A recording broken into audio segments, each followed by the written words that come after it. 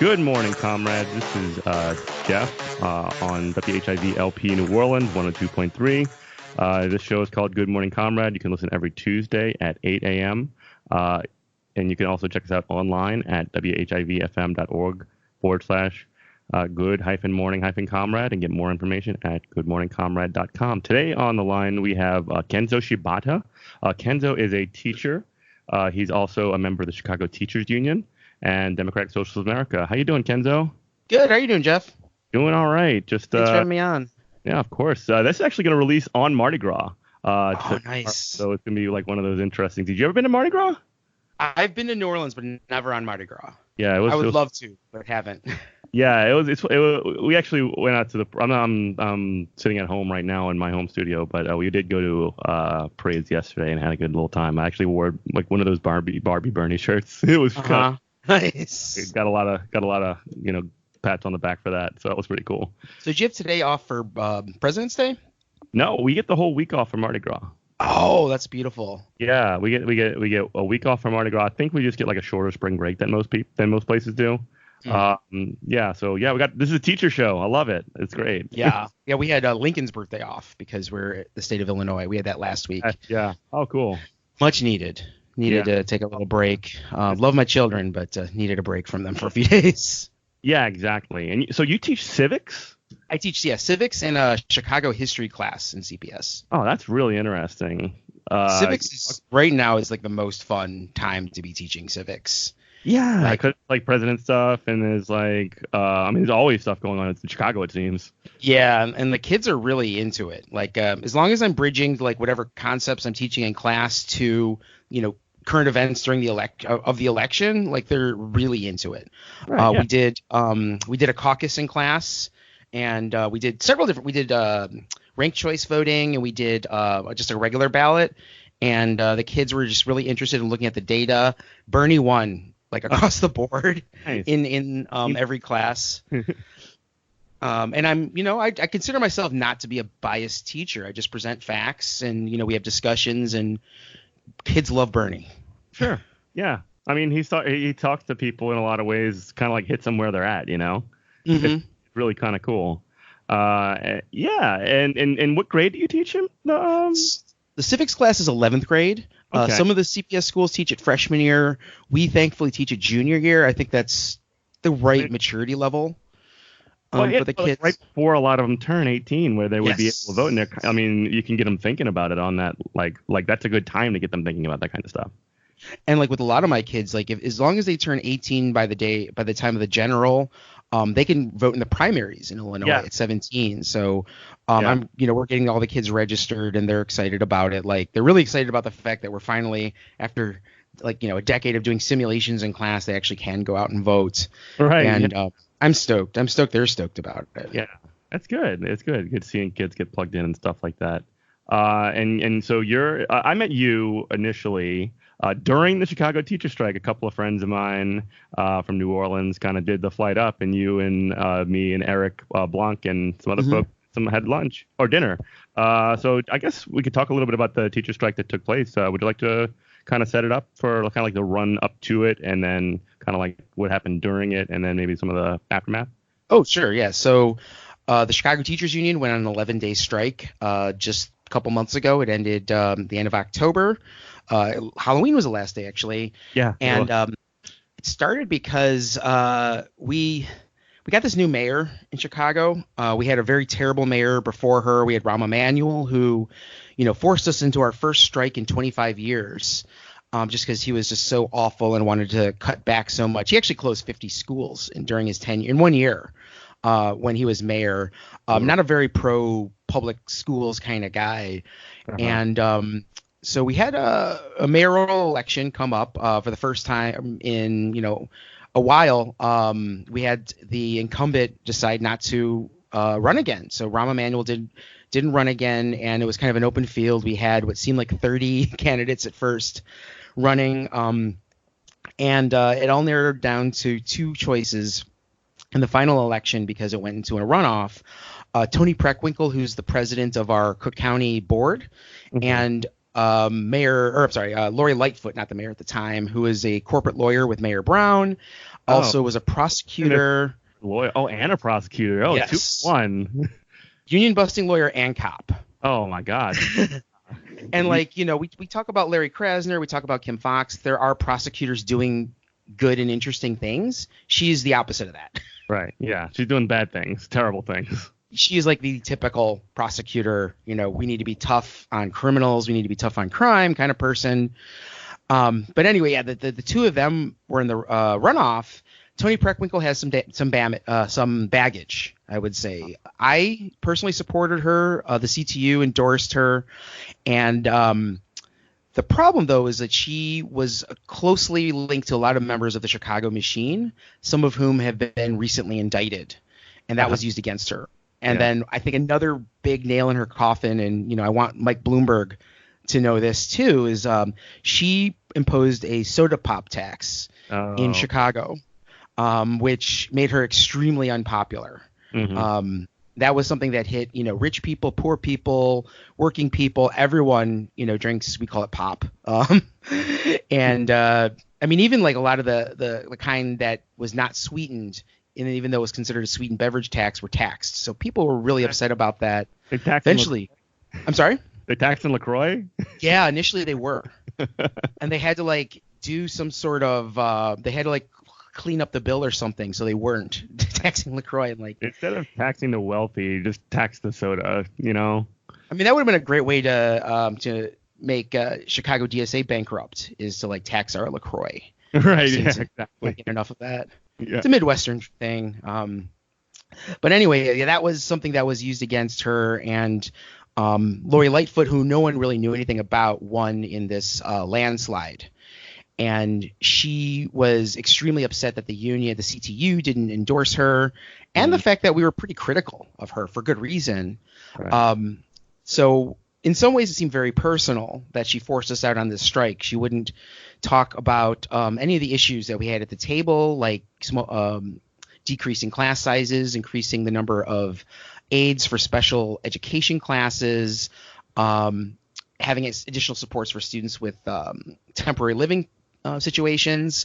She just didn't want to talk about anything but the bread and butter issues, which is not the way CTU really rolls. We really want to improve the lives of our students in each contract. Now, could you just stop for 1 second, just sort of explain a little bit of how Chicago Teachers Union does roll, and then we can move on from there. So, from the time we started, we've always linked up with community organizations and also just directly with the communities in our schools. When you say we, you mean the Caucus of Rank and File Educators? Yes. Yeah, I should back up a little bit more, maybe. In 2010, a radical militant group of teachers took over the Chicago Teachers Union. We're the Caucus of Rank and File Educators. We essentially formed because we had a union leadership at the time that was not fighting school closings, and that was a huge problem. It's still an ongoing problem in Chicago, where programs are cut, charter schools are opened, and then public schools are closed. And we just felt like the union leadership wasn't doing enough about it. We tried working with them to become a more fighting union. That didn't work. So then eventually we ran for office, and then that was the election year that Karen Lewis won. We defeated them. And we've, CORE has been in office ever since.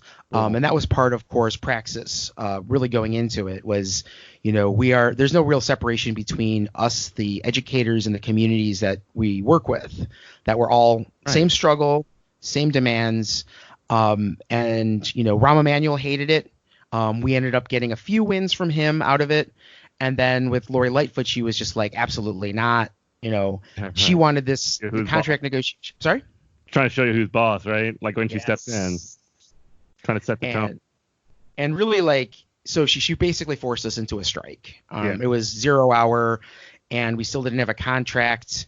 One thing that was really cool was that during the strike vote, actually the night before we started voting, Bernie Sanders came to town and he gave a pep talk to our bargaining team. He gave a pep talk to a bunch of members who showed up as a big rally, and really kind of gassed us up to take that strike vote the next day and got us really excited about the idea of fighting for things that we need. Yeah. And he's been a great ally, throughout this whole process. Uh-huh. But then, we took the strike vote. We got overwhelming. It was about 97% voted yes on authorizing a strike. And then when contract negotiations really broke down, we had to go out for 11 days. Mm-hmm. And this was an interesting strike. It was a rough strike. We won a lot. We won for the first time some hard class size caps. Mm-hmm. That require schools to actually hire more adults if we have more kids. We have counselors now can actually do counseling work. They're not just doing, they're not pulled away doing test prep and things like that. Yeah. And then with those funds for the schools that have the high number of students in temporary living situations, like homeless students, that was huge too, because this was the first time we sat across the table from the Chicago Board of Education, and they had to admit that not all schools were the same, that some schools have children living in abject poverty. And then we do have some schools of like upper middle class and even rich kids too. Mm-hmm. And they all do require different supports. So we actually were able to talk about equity and not just equality here. Like, it's not good enough to have all the schools have the same resources. Some schools actually do need those additional resources. Right. So we people where they're at. That's based like a core component of education, right? Absolutely, yeah. So we won a lot. We didn't win everything that was on the table. We tried getting a little more planning time for elementary school teachers who currently have none, which is really horrendous. They basically have to enter the school with the kids, and then they teach until the end of the day. They get a short lunch, and that's it. Oh, wait, y'all don't get – wow. I don't know what I would do without my planning time. Like, even if I wasn't doing planning, I would just go insane. Like, you know what I mean? I need a minute to just kind of like – breathe out. You know what I mean? And that's why a lot of our elementary school teachers, they have bladder conditions. They can't. Yeah. As a high school teacher, I can always find someone else in the hallway, another teacher, like, hey, can you watch my class for a few minutes while I go? Like, elementary school teachers don't really have that. Yeah. I'm lucky because I have a para. I teach special ed para, so we can switch out, and that's sort of like how it works. But yeah, that is wild that there's no bathroom breaks in elementary school. Yeah, what grade do you teach? I teach 4th and 5th grade special education. Oh, nice. Yeah, it's like a generic sort of thing. Like a lot of kids with dyslexia or emotional disabilities or stuff like that, or ones that have behavioral issues. But nothing that would be like alternate curriculum or anything like that. What are your class sizes like? So I have right now. The most I could have is 16 with a para. The problem is I get multiple grade levels, which makes it very difficult to sort of do the teaching, because they want us to do they do want same curriculum for the grade levels. Mm-hmm. But when I'm doing that with multiple groups in there at a time, it becomes extremely difficult to manage that. And then it's just the whole thing. And I've been trying to explain things like that out a bit more, and it just hasn't fallen on any friendly ears, if you know what I mean. Mm-hmm. Yeah. Let's just pause right now for station ID. You're listening to WHIV LP New Orleans. The show is Good Morning Comrade. My name is Jeff Barawa, and I have Kenzo Shibata on the line, calling in from Chicago. We were talking a little bit about Chicago Teachers Union and the strike that they just went on in October of last year. Mm-hmm. So one of the really cool things that I noticed when I was up there, the biggest ones, was that there were a lot of folks that were there in support from the community. I met up with Abby. Mm-hmm. She was sort of like my main guide for most of the time, and she actually brought myself, Blanca, and Michael, and Alec, and all the folks that were with us. She brought us to the UE Hall where we made lunches for the kids for the program, which was really, really cool. We were just packing. We packed about 200 or something lunches in about 15 minutes. And that bread program is something y'all fundraised for through the Chicago DSA, yes? Yeah. So that was I was extremely floored by that one. like the idea started actually with the East Bay DSA. They did a Bread for Ed program when Oakland teachers went on strike a while ago, wildly successful, and we just decided that we do the same thing. So the Chicago DSA labor branch worked together with our Chicago Jobs with Justice chapter to organize the whole thing. Yeah. And Abby put together a link, fundraising link. We shared it online. And then, within days, we had, I think, $25,000 to $30,000 within a couple of days. It got to the point where, like, we had to pause donations for a while because we just could not keep up with, producing the sandwiches. And, like, I guess there was some, we weren't sure exactly how long the strike would go. We didn't want, just to fundraise money and then just have it sit there. So they paused it for a little bit. And then something happened during negotiations. I forgot what it was, but there was something where it was obvious that the strike was not going to slow down anytime soon, that they reopened the link. Actually, what was really funny was I went on Chapo Trap House to talk about the strike, and I mentioned Bread for Ed and the link and everything, and we raised like $20,000 in a few hours off of that. So yeah, we're just plugging it away, and then the whole idea. I mean, the Chicago Democratic Socialists of America Labor Branch really had this. They had a theory behind everything they were doing. This was something that took some time to think about, but the idea was it was not about directing the political leadership of what the union does or about trying to advise it, but their role was going to be to allow the strike to be as long as it could be and to have the weight that's falling on the shoulders of the community be kind of as light as possible. Right. So the idea was, okay, then we'll feed kids, we'll feed teachers, and that was so cool that was such a successful program. And most kids get their food like maybe their only hot meal of the day might be lunch in schools. And I actually wanted to touch on another point of that's really kind of cool, that when you start to have that community support and you're able to show that you're able to keep that strike rolling for longer, that gives you a lot of leverage over the school district and the mayor. Definitely, yes. Which is brilliant. That's really cool. I like that. And the one counter though that the principal, or I keep saying principal, the mayor had in the situation was that she was insisting that she wasn't going to let us make up the days that we were out. Like typically in education strikes, the days are made up at the end of the year because the kids can't lose on education. And the mayor kept saying, we're not going to make up any of those days. We're not going to make up any of those days, which is ridiculous. Like I've worked on strike. I was a former union staffer. Worked on dozens of strikes. It's like a given because the superintendent of a district wants the kids to be in school. Like they want to make the parents happy. They want to make the state happy. And they know that we're providing a good service for these kids. Right. And the mayor she took it very much like a prosecutor or a corporate lawyer. And she's like, no, you're not going to take this time off of work and then get it back at the end or something like that. And it was a really nasty fight. In the end, she relented, and we were out on strike for 11 days, and we're making up 5 of them. She poured some salt on that too by like having us make up days that were originally vacation days, which upset a lot of parents. But one of the things that really occurred to me is that it's critical that teachers, when they go on strike, or educators when they go on strike, they make up their days, because otherwise there's no incentive for the superintendent or the mayor to keep us out on strike as long as possible. Like right. She was making, she was basically saying she's not going to lose anything monetarily. In fact, they gained quite a bit because if we lost 6 days and 25,000 employees, that's quite a bit of money. That went millions of dollars that the district is not paying.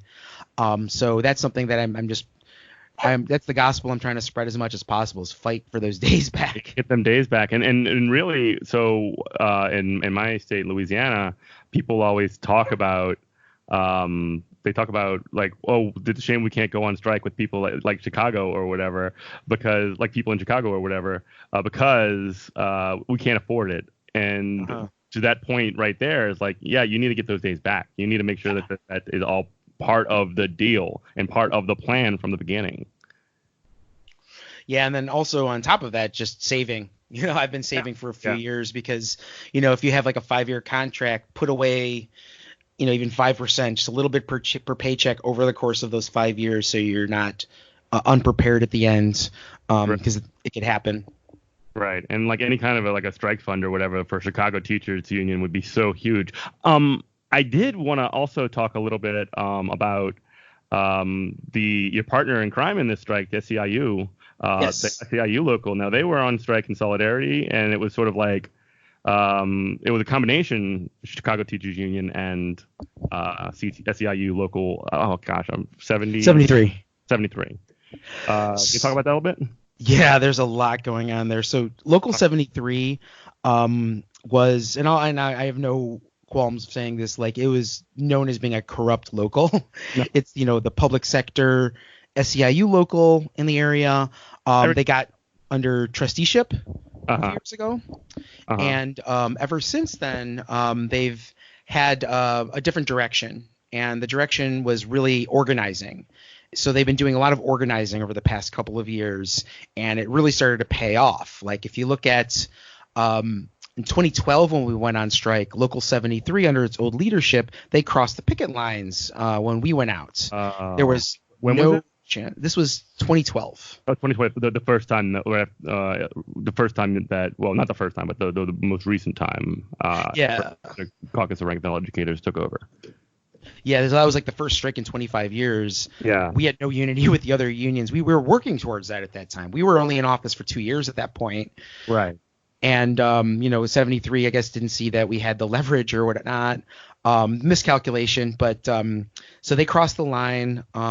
We made sure that, like, there wasn't any nastiness around it, though. Like, there was no yelling scabs or anything like that at those workers. Like, a lot of those workers felt really bad, to be honest. And those are our like special ed classroom assistants, bus aides. There are quite a few jobs that 73 represents. And they were so they crossed the line. And in the last few years, like there has been a lot of effort made for us to work together. And luckily, we're able to make it work out where we all went on strike together this time, even though we're under two different contracts. Right. And they were severely underpaid. Many were making under poverty wages. Right. Awful working conditions. They had a really terrible contract. And by going out with us this time around, walking out with us, they had like the richest contract in the history of that local. Oh, that's great. Huge strides made in pay, benefits. Like even though the CTU, our primary concern wasn't pay and benefits for ourselves, we know that our aides and our paras like are making, poverty wages. So we did fight to make sure that they were getting paid, a fair wage or close to a fair wage. And what was really cool about it was, after they had won that, they settled before we did. They stayed out a few more days, even after they settled to, stay out with us. So our strikes actually completely lined up, and it was beautiful. Like you see it in the schools too. Like on the line, we had red and we had, red the CTU color, purple the SEIU color, all together singing songs. In my school we had disco lines, where they call them Soul Train lines. Some of those videos were great. It was a good time, and like everyone was together. And when we walked back into school, when the strike was over, like I feel like we're all more united now. There are less of the divisions of like who's a para, who's a teacher, who's an aide. Like we're all just kind of in it for the kids, and that part of that experience was really beautiful.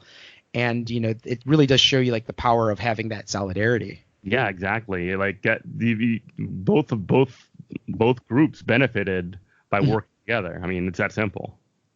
It's just both groups work together. Both benefit more. I mean, it's a beautiful thing. So one last thing on this, and then we can move on.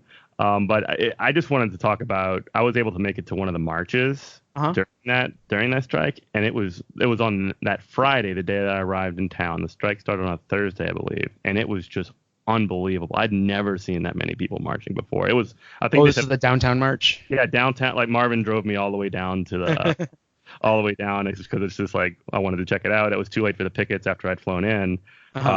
So he kind of like brought us down there. We checked it out, and it was amazing. It was a gigantic amount of people that were out there.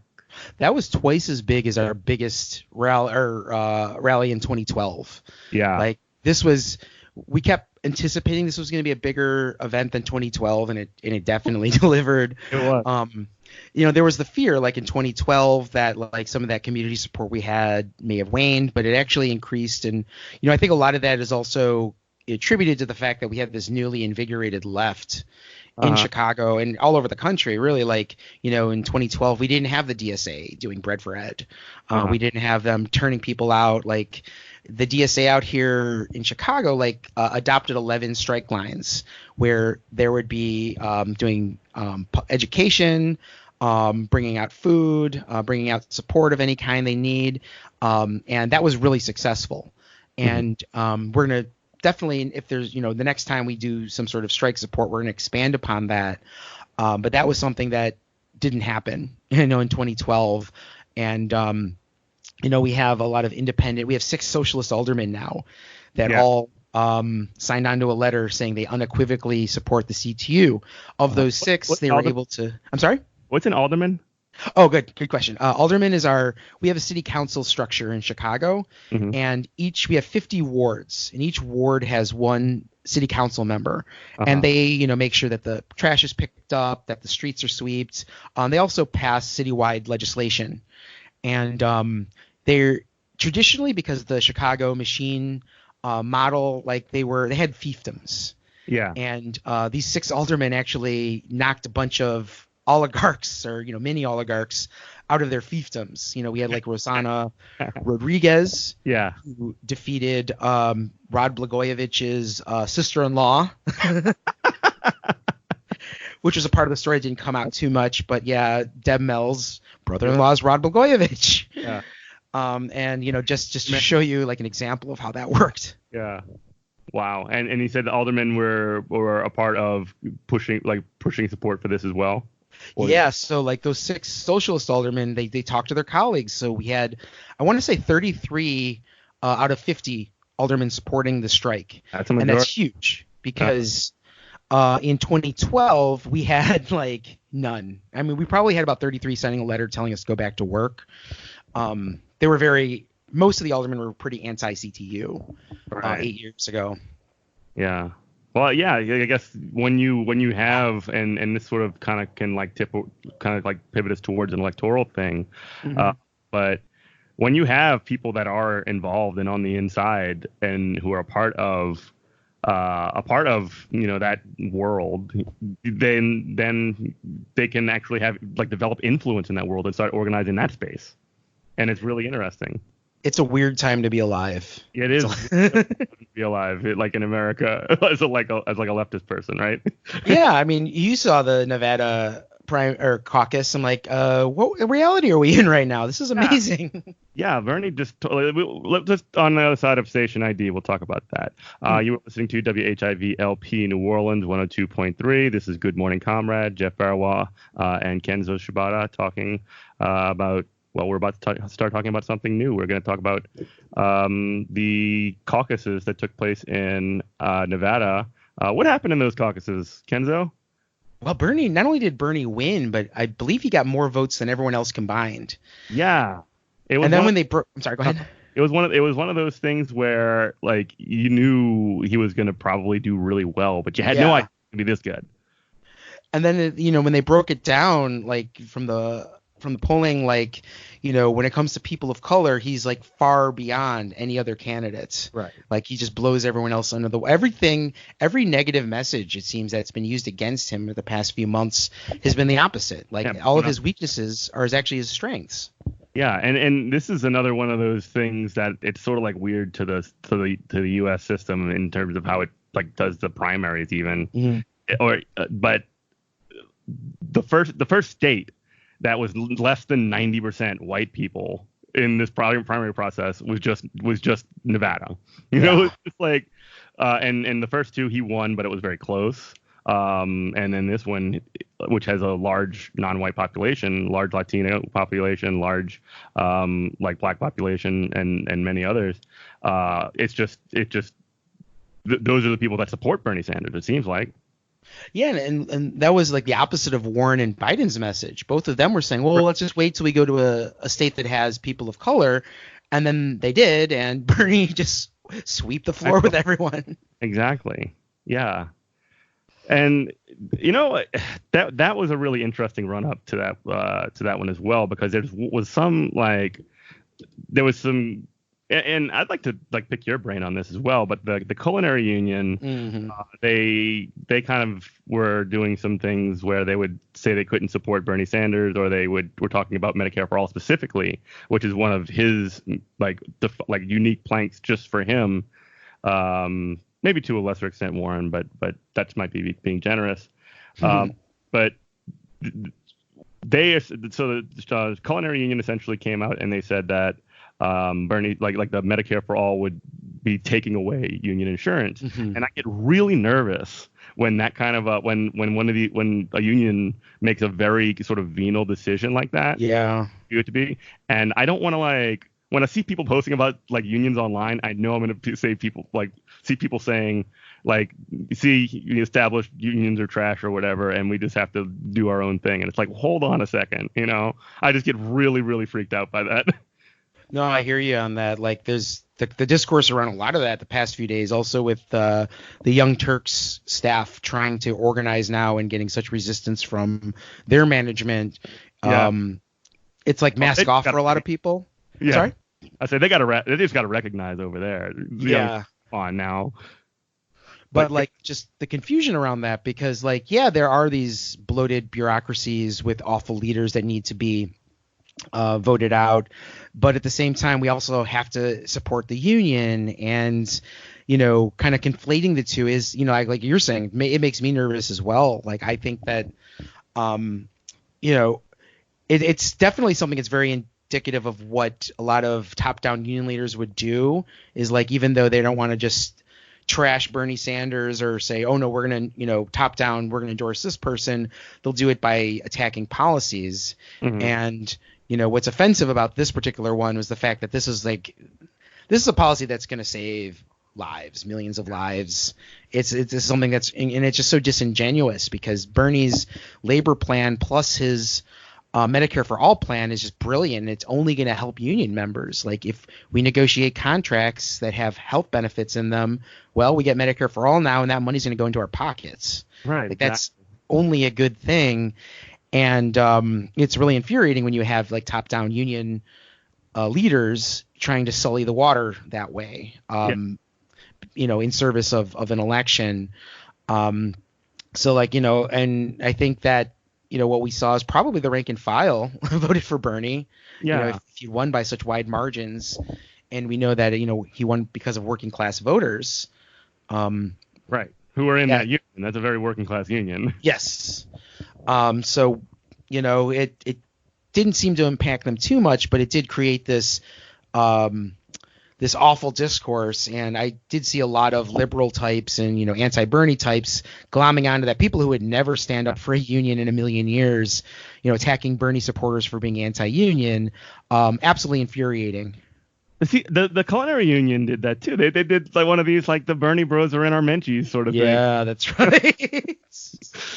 But it was one of these, and again, this is one of the things that I really try to get clear across very clearly on this show, is that unions are at the end of the day, they're legally required. They're fundamentally democratic entities, right? If they stepped out of line, if they didn't follow through by following the law, if a union just decided to not follow the law and not be democratic or whatever, you don't think the state would come down and crush it immediately? Yeah. The labor boards are waiting for that. They're all appointed by Republicans. Exactly. We have to understand when we're talking to folks that might be an engaged member of their union, or they might not have a union at all, that at the end of the day, this is a fundamentally a must be a democratic situation. Otherwise, we need to make it one, right? Yeah. Because the National Right to Work and all those folks, their message is that these unions, all they do is extract your dues, and we have to make sure that National Right to Work is wrong on that, because that's the thing that is one of the big challenges, is that when you have right wingers pushing out a message that some of our leaders actually do represent in a way, it hurts us. Like Randy Weingarten, the head of the president of the AFT, she put out that piece in Politico about how Medicare for All is bad for union members. And I mean, part of it too is like she does have a beef with the nurses union. There's always pettiness behind that. Yeah, a lot of this is beef, like personal beef too. There's some beef within the culinary union piece too that I don't know enough about to actually like commit words and put them out to the world. Yeah, of course. But I've heard things, and it really is sick because sometimes these things can come down to like tinkling matches. Right, exactly. Oh my gosh. Yeah, that is true. That is very true. Now I did when that Randy Weingarten thing happened and she talked about it on Greta Van Sustren's show. Uh-huh. We talked about that on this show, but like when you see the leader of a national union, your union, we're in the same union. When you see somebody like that in the national level, like you cannot help saying like to a question about Medicare for All, like, oh, this is actually bad for union members, which by the way, it's not bad for union members. Like I still have copays. I have I have now negotiated insurance, still have copays, still have deductibles, all the bad stuff. Wouldn't be there with Medicare for All. But like when you see her on there saying this complete BS, what goes through your mind? Well, one of the things that upsets, because Randy actually knows me, and like I've told her my story. Like so my wife has breast cancer. Oh. And we were in two situations where we had like gaps. One of them was a possible gap of insurance, and the other one was we had a gap in insurance for a few days. And those were like a couple of the most traumatic days of my life, or experiences of my life when all that happened. And I was explaining it to Randy very clearly, like if we had Medicare for All, I wouldn't have to worry about that. I would switch jobs or I would switch coverage and we would be okay. And she has no answer for that, but it's like we do, even if we do have negotiated insurance, it's a better deal to never have that gap. Like my issue is, one of them was I literally put the wrong cover letter on a fax that I sent out. And yes, I had to actually send out a fax to this company. And the other one was, it was actually fear during the strike. I was afraid that one of the things that Mayor Lightfoot was using against us was the fact that had we struck into November, they were going to cancel our insurance. Oh my God. So that was something that was weighing really heavily on me too. And I explained that to her too. Like it only will benefit unions if we can go on strike and not fear losing our insurance. Like I could save up money and then eat canned beans for a few days, but I cannot afford healthcare out of pocket. Exactly. Nobody can. It's so expensive. Yes. But that's one of the things that happened with the United Auto Workers and the GM strike. The CEO came out initially and he said, I'm going to cancel your insurance. And then he ended up, due to public pressure, not doing that. But it's a things where when you're like, and I like to talk about this. It takes one huge, like, critical component of things that you are negotiating for all the time and you can't ignore, takes it off entirely. So from a union's perspective, you can actually bargain for things like pay or working conditions, or in education situation, learning conditions for children. So Medicare for All helps unions so much. Yes. Mm-hmm. Yeah, and like this must be like a side thing, but like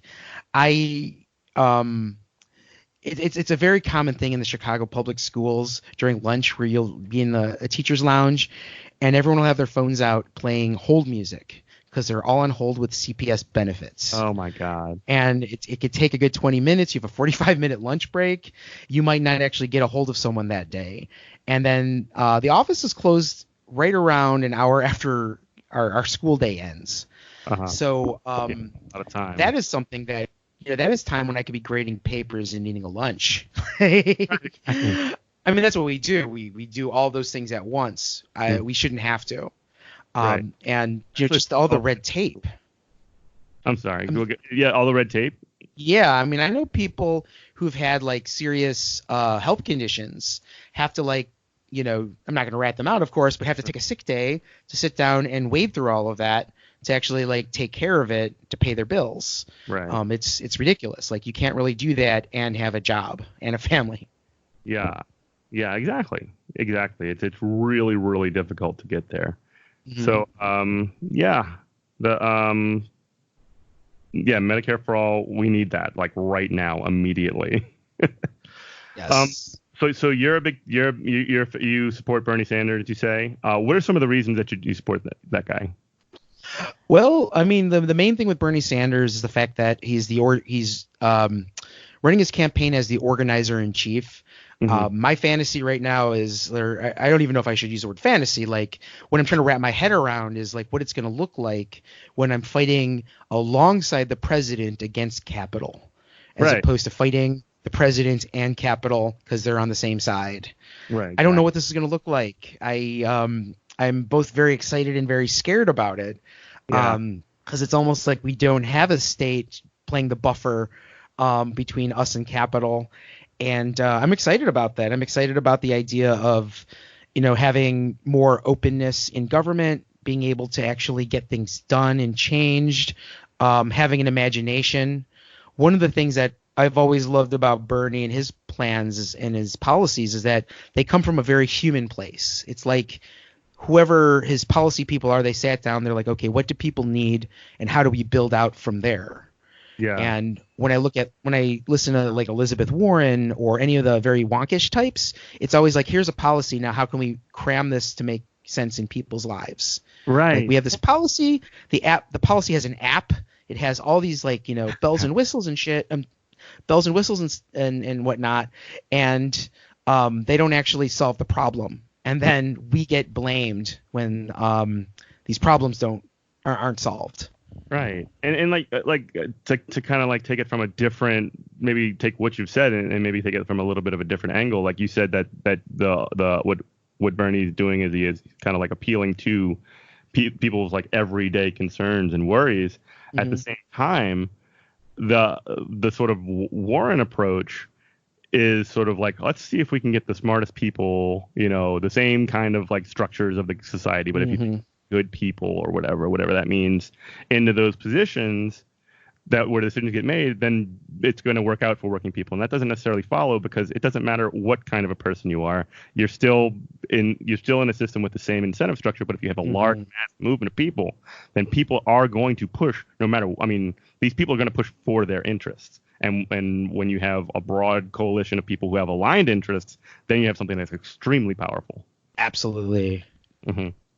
And like it's very, Warren's organizing and policy kind of models are very similar. She's like, one of the things that her campaign is good at is the grass tops type of organizing where they can go out to a bunch of nonprofits, talk to the executive directors, probably promise them things and get them excited about the campaign. And she's the same thing with union leaders and things like that. What they're awful at is grassroots organizing, is actually like talking to the people individually and getting them excited about her style of politics. And like you're saying, her policies the way she goes about that are very similar too, like getting all the quote unquote best people in a room together and not necessarily getting a bunch of people in the room together who are impacted by policies. Right. It's not led by the people that are the most affected, which is a problem, because that means that you have this distance between the people who are making the decisions and the people who it affects. And that's going to be that is an issue. Like nobody knows the working conditions in a school more than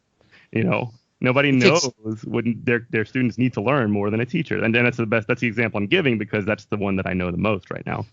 And just broadly speaking, it just takes class completely out of the picture. When you have all of these doctors and scientists and, consultants from DC all in a room together and none of the working people involved, they're not going to be solutions that are going to make Capitol at all uncomfortable, right. Or the heads of business, like they're going to be happy. Like those are the people that get served first. We get served after that. Yeah. And if it's a happy accident, then it's good. I think ACA is a good example of this, where it's a policy that it's in chunks of it makes sense and are decent, like extending the age of children being on the parents' insurance. I think that's a really good thing, and it has nothing to do with the rest of the program, which is like a patchwork of things that the insurance companies were cool with. Yeah, exactly. And I think that's kind of the model we'll see more of with someone like Warren. Yeah, and let's pause real quick for station ID, but I want to continue on this point. You listen to Good Morning Comrade, WHIVLP New Orleans, 102.3, Jeff Barrois and Kenzo Shibata. So one of the things, too, and I noticed this a lot, is that when like a lot of these charter school type organizations start kind of getting their hooks into an area, one of the approaches that they do is they would put kids out there to like say, well, this school that I'm at, or this school that I'm at is really great and we should have more like it, this charter school. Mm-hmm. And they're going to like at least do that. And it's not even necessarily grass tops it's more like an AstroTurf, right? And they're sort of like generating what seems to be like a grassroots mood. And if you're like countering that with the numbers from a professional, that nobody's going to listen to that. Mm-hmm. And when you have entire communities pushing for, public schools or community schools, that's an entirely different thing. That's a lot more powerful. And that's something I have that on my mind because like my school is currently marked for closure. And really? They're moving a lot of recently, and I talked a little bit about this on the show. Last month at the school board meeting, the superintendent rolled out a plan. That's like it's an infrastructure plan, an efficiency plan, like one of those. And part of the idea of it is to close 4 public schools and roll them into the pre-K or kindergarten through 8.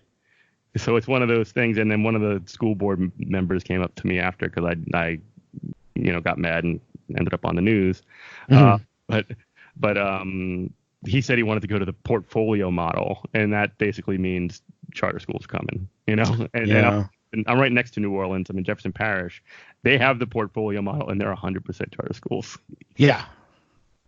So it's like one of those brutal times where like I'm trying to rally the troops, but unfortunately, a lot of there's a lot of fear and there's a lot of apprehension about engaging with this. Yeah, I can imagine. Like, there's a whole model that like it's almost like when they start to privatize schools, they open up a box and they have a whole kit that they enroll in. We saw that in Chicago. Like the kit includes paid protesters because they can never seem to find enough people in the public to say close down this public school. So then they pay people from other communities to do it. That was a common thing in Chicago. And another thing you should want to look out for is space utilization. Like what they would do to close schools is they'd say, well, this school is underutilized because it's X amount of square feet with, Y amount of kids. But they would measure non-instructional areas like, teaching lounges and, hallways and things like that. So it was a way of like gaming it so schools would look underutilized. Yeah, because they had this consulting group come in and do exactly that. They basically tested all these schools for capacity. Have them like rated like on some kind of score that they never elaborated on what it was. It was just like, this one has a red, this one is a green, this one is a yellow, They made it that simple. And next thing you know, the decisions that were made, we're going to close these schools. And they're going to be moving an elementary school to a middle school to one of these pre-K situations where they don't have tiny little, bathrooms for the pre-kindergartners or kindergartners or anything like that. Oh, geez. Yeah, it's going to be a disaster. But we have an opportunity to fight it because there is a school board meeting on if you're listening right now in New Orleans, March 4th, come to 501 Manhattan and at 5:00 and help us fight this thing. Fight for our kids. Yeah, definitely be there. Numbers like March 4th. That's an easy one to remember. It sounds like a sentence, guys. March 4th to the school board. Yeah. March. Yeah, that's exactly right. March the 4th be with you or something. Oh yeah. So I guess last couple of minutes. You have a program as well that you host. It's a podcast. Would you like to give some people information about Class Time? Oh, sure, yeah. Check out Class Time with Kenzo Shibata. It's a podcast I started. Actually, I started it on Halloween because I wanted to record my friend Ambry and I talking about the strike. She was a first-year teacher, and the idea was just to release that. And then I just decided to like expand it and continue putting out episodes. So it's a double entendre. You know, I talk a little bit about the classroom, but mainly it's about class politics. Mm-hmm. And I've had some interesting guests on. Had Matt from Chapo on recently, Liza Featherstone, Leslie Lee III. Really good episode we just put out. Ben Dixon, who just uncovered that audio of Bloomberg being racist about stop and frisk.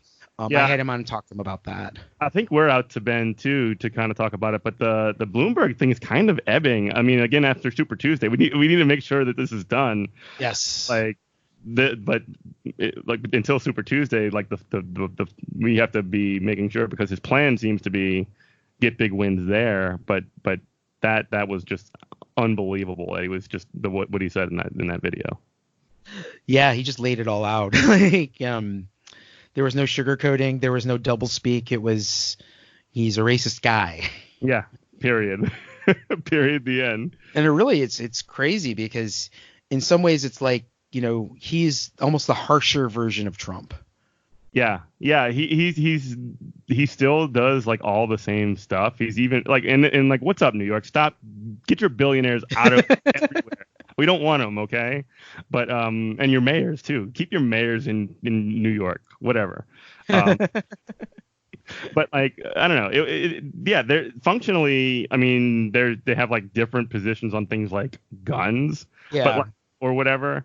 But like, can you imagine if you know, in the hell world that it would be if Michael Bloomberg got the nomination, like what a field day Donald Trump would have with that, you know, soda tax. Oh yeah. Just imagine soda tax and the mini mic stuff. Like he's already going with the mini mic. Yeah, it'll be awful. Uh-huh.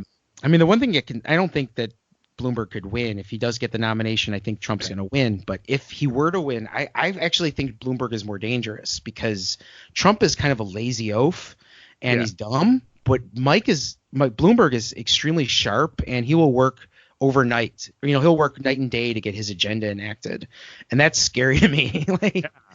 You know, Mr. Stop and Frisk having, you know, access to the bomb and, you know, willing to like work to get the political capital to use it. No, thank you. Yeah. Oh, he doesn't have to work to get the political capital. He just buys it. Like that's true. he just controls all of the mayors in the country. You know, he just owns them all. You know, he can just bankroll whatever he wants. It's horrifying. We talked about this on this show a lot too. I mean, it's just like one day I did like 3 hours talking about Bloomberg. We had so, you know, we're doing research in my civics classes on all the candidates. And then when Bloomberg announced, we had to add him to we have like these posters up in the room of all of the information on them. And like, you know, one day the kid pulled up. They're like, oh, my God, this guy's worth $63 billion. Yeah. 2 days later, we returned to the same project. And someone goes, damn, Mr. Shibata, he just made $2 billion in 2 days. And we looked at it, $65 billion he's worth now. Good Lord, nobody should have that much money ever. No one should. Kind of that. Like, why? What society? What is the need for that in society? I mean, all he's gonna do with that money is bad stuff. Yes. All he's gonna do with that money is bad stuff. I mean, even if you think that somebody might like, what do you like if you think that like they've earned it or whatever, which is obviously BS. But like, what do you think when you have that much money and the money is what drives the system that you like, the society that you work in and live in? What do you think is going to happen there? He's going to use it to build that power and in whatever way he can. And we see that again. I mean, I'm going to harp on some education stuff, but I mean, he's been one of as mayor, he closed like 160 something schools and turned them into charter schools. And then he spent hundreds of millions of dollars on outsourcing that. He spent a ton of money in Louisiana for the state school board races and things like that. Him and you know, Bill Gates and Eli Broad and all those folks gallery. Oh, the entrepreneurs. Oh my God, the Waiting for Superman crew. Oh my God, it's disgusting. And they just go ahead. If you sift through enough of the Aspen Institute tapes, you find so much stuff. Like we found in 2011 the head of this group called Stand for Children, which was a group bankrolled by all the people you just mentioned. Yeah. They came into town basically to try to bust us during the 2012 strike. And Jonah Edelman, who's the head of the Stand for Children at the time, he was at the Aspen Institute, and he just talked about, and he very blatantly was talking about how he basically bought off our state legislature by, giving money to key politicians to get them to whittle down our bargaining rights. And one person that really pissed off was actually our the head of our House, Michael Madigan, who is just, I mean, he's like power. He is the power of Illinois. He is the boss of Illinois. He didn't like the fact that this little punk was like talking about how he tricked him. So that kind of worked in our favor because Stand for Children is kind of not. They can't get anything done in the state really anymore. But that was the spot where he's like, yeah, this is where I'm gonna be free, where I'm around other billionaires, or we can talk about this stuff. Right. Yeah. I'm not even so sure like what the Aspen Institute is, other than like where the evil billionaires just like, it's like the Hall of Injustice or whatever. You know? That's what it is. Yeah, it's just like where the bad guys hang out and like where they plot and they make their schemes. It's like Comic-Con but for supervillains. Yeah, exactly. So I guess I did interrupt your information about class time. Where can you get more information about that class time? Well, if you check me out on Twitter at Kenzo Shibata at my name, Kenzo Shibata. You'll be able to find the link to it, and and hopefully you'll be tuning in. You can also search for on all the subscription services, the podcast ones. Great. Well, thanks a lot, Kenzo. Appreciate you coming on Good Morning Comrade. It's been great talking to you. And thanks for having me on, Jeff. And you can come on anytime you want. Just say the word. Appreciate it. Yeah. All right, man. Well, thanks. Right. Thank you. Oh, no problem.